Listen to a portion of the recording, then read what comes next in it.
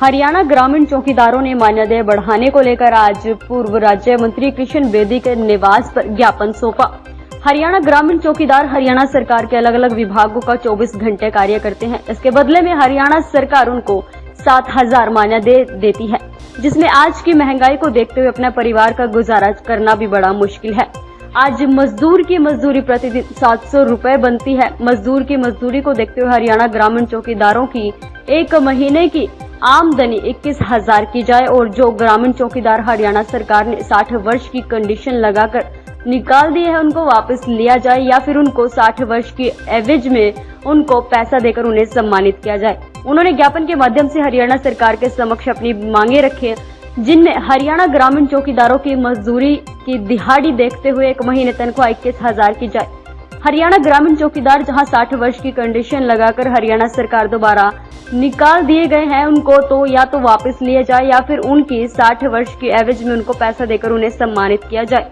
अलग अलग विभाग में ड्यूटी लगाकर जो उनसे काम लिया जाता है, वहां पर एयर के रूप में भी उनका बकाया दिलवाया जाए। हरियाणा ग्रामीण चौकीदार एक्ट के मुताबिक ग्रामीण चौकीदार किसी आदमी से सरकारी संपत्ति पर कब्जा किया हुआ हो तो उसकी रिपोर्ट करना चौकीदार का अधिकार बनता है। उसकी रिपोर्ट करने के बाद ही वहां आदमी सरपंच बन सकता है, तो फिर वे आदमी चौकीदार के साथ अपनी रंजिश रखता है और प्रशासन उसका साथ भी देती है।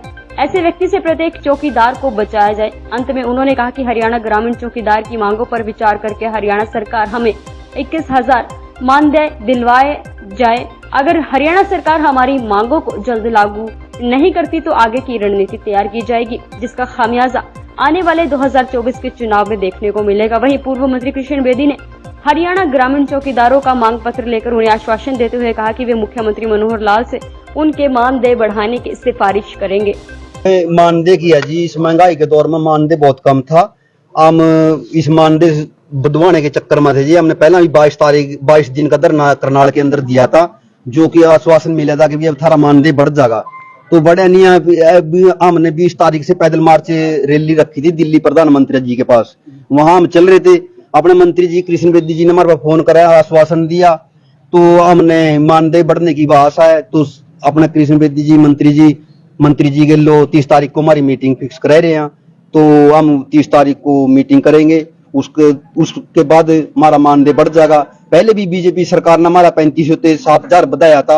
हाँ, इन्हीं ने बढ़वाया था जी। पहले भी हम बहुत इनके ऋणी हैं और ऋणी रहेंगे जी, पर आगे भी हम इनसे आशा कि हमारी मानदेय बढ़वाएंगे। पहले भी हमारी तनख्वाह 3500 से 7 कर दी गई है, तो भी किसी ने पूरा आश्वासन दिया हमारे को, और हमें भी इन पर विश्वास है, सरकार पर भी विश्वास है हमें। तो हम सरकार के ऋणी हैं हर तरह से, तो हम अपना कार्य बिल्कुल मन से करते हैं। तो हम भी चाहते हैं कि भाई सरकार हमारी तरफ लगाए। जिस तरह से हरियाणा चौकीदार सभा ने आज आपको ज्ञापन दिया है और मानदेय बढ़ाने को लेकर, सर क्या कहेंगे, क्या ज्ञापन में दिया गया है? और मात्र आपकी एक कॉल की वजह से ये जो पदयात्रा थी दिल्ली के प्रधानमंत्री जी के पास जाने की, तो वो वापस कर ली गई, क्या कहेंगे इसको? हमारे ग्रामीण चौकीदार सभा के स्टेट प्रेसिडेंट बुद्धराम जी, दीपक जी समालखा, सोनू जी बेलरखा और ये सारे लोग इन्होंने अपनी तनख्वाह मानदेय बढ़ाने के लिए एक सरकार से लंबे समय से ये मांग कर रहे थे, और 20 तारीख से इन्होंने दिल्ली और जंतर मंतर पे पदयात्रा की एक आह्वान किया था और चल भी पड़े थे ये लोग। परंतु मुख्यमंत्री जी के संज्ञान में जब विषय आया तो उन्होंने मेरी ड्यूटी लगाई। इन सभी से मैंने निवेदन किया और इन सभी ने मेरी बात का मान रखते हुए, मुझ पर विश्वास करते हुए उन्होंने अपनी ये आंदोलन स्थगित करके और यहाँ पर आकर मिलने का और सरकार की बात मानने का, सरकार के साथ कदम से कदम मिलाकर चलने का इन लोगों ने जो काम किया है, मैं इनका आभार प्रकट करता हूँ। इनकी पूरी कार्यकारिणी का, इन सभी पदाधिकारियों का, ये मेरे परिवार के लोग हैं। जब हमारी सरकार 2014 में बनी थी, उस समय केवल इनको मात्र 3,500 रुपये मिलते थे। ईपीएफ की भी इनको फैसिलिटी नहीं थी, ना इनकी वर्दी का कोई व्यवस्था थी, ना कोई जूते की व्यवस्था थी, ना ये सारी चीजें जब संज्ञान में आई तो मुख्यमंत्री जी ने 3,500 से 7,000 रुपये इनकी मानदेय बढ़ाने का उसमें काम किया था।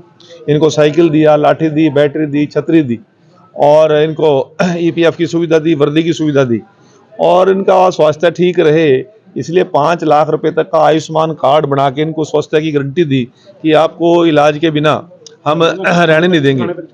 तो इसलिए ये सभी साथी आज मेरी बात का विश्वास करके, मनोहर लाल जी की बात का विश्वास करके आज यहाँ तक पहुँचे हैं। मैं इनका आभार प्रकट करता हूँ और इनको आपके माध्यम से विश्वास देना चाहता हूँ कि इनकी जायज़ बनती मांगों को मुख्यमंत्री जी से 30 तारीख बाद दोपहर उच्च अधिकारियों से हमारी मीटिंग होगी, मैं साथ रहूंगा मीटिंग में।